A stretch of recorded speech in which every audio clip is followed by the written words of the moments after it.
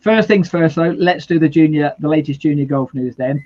Now, it is only a week since we did the last junior golf podcast, as you mentioned there. So no competition results since then, but still some important news to cover, though. England Golf, then, they have announced their shortlist for the England Golf Young Ambassador of the Year awards. So not all of these are junior categories. 10 categories altogether, though, but lots of them do involve juniors at all. As you see there, it's the 15th. It'll be taking place on February the 13th up in Manchester. Now, it's actually England Golf's 100th anniversary, so it'll be fascinating and really important year for them. But as we mentioned there, they've got 10 categories. Like I say, some of them really don't have any junior aspect to it at all, but a lot of them do, and that's very interesting, the fact that they take this big emphasis on trying to promote junior golf. So I'll just go through some of the ones. The Diversity and Inclusion Champion of the Year award, that's one. The Participation and Development Coach of the Year award, that's another one as well. Actually, one person has been nominated for both of those, so well done to Alistair from Love.golf, who got a double the check. You'd actually be a bit disappointed if you didn't win one, if bearing in mind you've been nominated for two, but well done on being nominated for two then.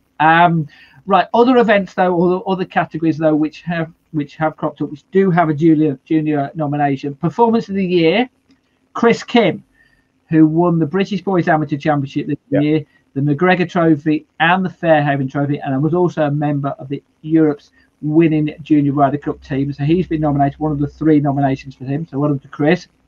Sustainability Project of the Year, the junior organiser at Kenwick Park Golf Club, which is in Lincolnshire, Nick Fox, has been nominated.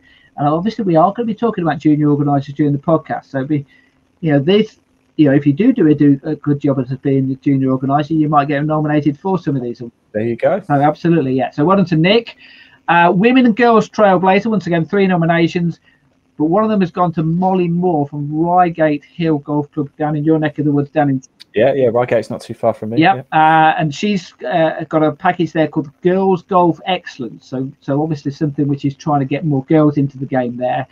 Now, but the interesting one, though, 5 categories here, and all of them, all 3 nominations, heavily involved with junior golf. So Club of the Year. So Bedfordshire Golf Club, they've been nominated. They held a Shires Junior Golf Tour event for me this year. So is that certain criteria, Steve? We talk about Golf Club of the Year. There's obviously got to be certain criteria, and I wonder if the how they develop juniors is a big part of that for England Golf. You would have thought. Interesting to see what the criteria is. Yeah, you would have thought so. It certainly won't go against them if you do. But it was very much noticeable on their profile on the England Golf website, the fact that it was almost the first line in all of their profiles was the fact that we back junior golf. So obviously it must be a very, very big high criteria as far as the nomination. The fact that, look, if you do, then that's what we're interested in seeing. So Bedfordshire Golf was one of them. Royal Ascot Golf Club in Berkshire, and that is down the road from me. Yeah. And another one, it's not too far away from you. Blackness Golf and Country Club, which is in Hampshire. Yeah. County of the Year, once again, very similar. All of them mentioned junior golf in their little profile. Buckinghamshire, Devon, and Hertfordshire, the 3 which are up for nomination for that.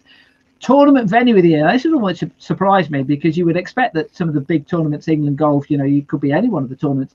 All 3 of them junior events which have been nominated. So Moore Park Golf Club, which hosted the Carriage Trophy, which is the Boys Under-18 Championship. The Caversham, which hosted the English Under-18 Girls Championship. And Shifnal, which hosted the English Girls Under-16s, Under-14 Championship. So we've definitely got a junior venue which is going to win that one then. So, and then the last 2, once again, Volunteer of the Year. Actually, very interesting the fact that the 3 nominations for this category, all female, and the 3 nominations for the last category as well, all female as well. So I don't know whether that is something which we are going to be talking about junior organisers, whether there should be more males who are getting involved, as opposed to leaving it almost to the females. But anyway, Volunteer of the Year, the Abby Frodsham from Wallasey Golf Club is in Cheshire, Linda Green from Torquay Golf Club in Cheshire, and Melissa Clapham from Romiley in Cheshire. So 2 golf clubs in Cheshire there. So obviously they must have some very, very, lots of volunteers in Cheshire and doing really well there. Right, last one then, and dare I say it, the most important one, shall we say, Young Volunteer of the Year award then. This was won, if we remember, by someone who is very close to Peterborough Milton Golf Club. Charles Gunn is going to be coming on and talking about his golf club because it was won by a member of that golf club last year. Anyway, Freya Allen from Elsham Golf Club. She's just 12 years old, and she's been up. So absolutely, nice. Freya, Maria Tiffany Thompson from Brockton Hall, which is in Staffordshire, and Rika Vermont from South Staffordshire. She's an England Golf Young Ambassador, and Rika hopefully will be coming on the podcast early in the new year to be talking about her nomination, but also talking about some other things as well. Right, finally, one last thing to cover then in the junior golf news. Junior Solheim Cup then. Europe won this competition last year. They've announced the qualification process for the competition next year. So Europe looking to win it for a third year in the row. This time it will be taking place over in the US. So this basically is female golfers aged between 12 and 18, 12 players. The match will take place on September the 8th to the 10th at Army Navy Country Club in Arlington. And the qualifying criteria, basically, 6 players will qualify automatically, and then there'll be 6 captains' picks. And they've picked out the 9 events which will qualify for it. And very international, because there aren't too many in the UK. So it starts with the Portuguese International Ladies Amateur Championship. That's in January. Then the Spanish International Ladies. Then the French International Ladies. Then the German Girls Open. That's in June. The Annika Invitational, which I assume is in Sweden, but that might be me just taking a bit of a wild guess there. You would guess that. Yeah. Women's Amateur Championship, that takes place in June as well. Then 3 other events in July: the European Ladies Team Amateur Championship, the European Girls Team Championship, and the European Ladies Amateur Championship. That takes place on July the 24th to the 27th, and then the team will be announced immediately after that. So good luck to everyone trying to qualify for that. Did you know, Steve? Yeah, definitely good luck to everybody, all the nominees, and credit to England Golf actually, because it seems, they really are pushing the junior side of things as well. They should as well, but good on them for actually backing it up and following through with a plan. So very, very good work from England Golf. It looks like that is going to be a nice night. Let me just have a look.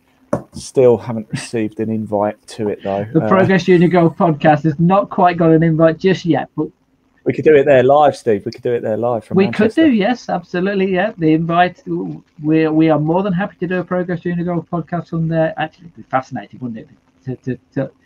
I actually have a little bit of junior news as well.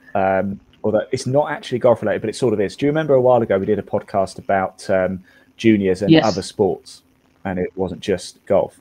Well, on this Saturday, I am presenting the awards for the Junior Saloon Car Championship. So it's for race drivers between the age of 14 and 17. And I'm presenting the awards. And I just thought it was very apt to bring it up and say, because very similar, both actually quite sort of mature sports, aren't they? Golf is obviously, well, it's golf. Has a certain reputation. A motorsport, you wouldn't think you'd get a bunch of 14, 15, 16 and 17-year-olds hurtling around Silverstone and Thruxton and Brands Hatch, but they do. So I'm very much looking forward to that and seeing the next crop of sports stars come through. And you never know, they might work their way into golf one day as well. Slightly different sport, though. I would say that golf is probably less dangerous, shall we say, than but probably not as exciting or as exhilarating.